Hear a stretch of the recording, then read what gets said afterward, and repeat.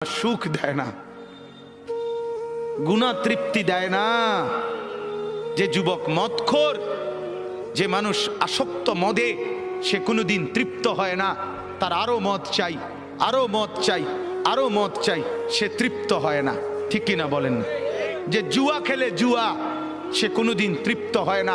হাজারো লক্ষ জুয়ারি জুয়া খেলতে খেলতে নিজের জমি, নিজের জায়গা, নিজের টাকা, নিজের ভিটা, নিজের মাটি, নিজের বসত, অসভ্য জানোয়ার এমনও আছে নিজের বউ শুদ্ধা বেচ চালায়, তৃপ্তি নাই। এই কয়দিন আগে এক যুবক উত্তরবঙ্গ থেকে আসছে আমার মাদ্রাসা ক্যান্টনমেন্টে।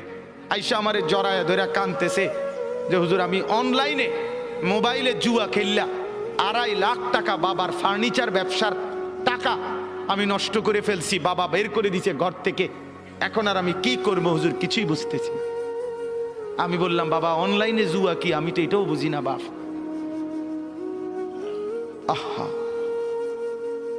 গুনাহ সুখ দেয় না, গুনাহ তৃপ্তি দেয় না। নাফরমানি যদি সুখ দিত তো ফেরাউন আর নমরুদকেই দিত। অতএব গুনাহ তৃপ্তি দেয়। যে বোনেরা, যে মারা আজকে বেপর্দা, বাজারে বাজারে বেপর্দা ঘুরে, রাস্তায় বেপর্দা হাঁটে, তাদের কোনো তৃপ্তি নাই, না স্বামীর কাছে তৃপ্তি, না বাহিরে তৃপ্তি।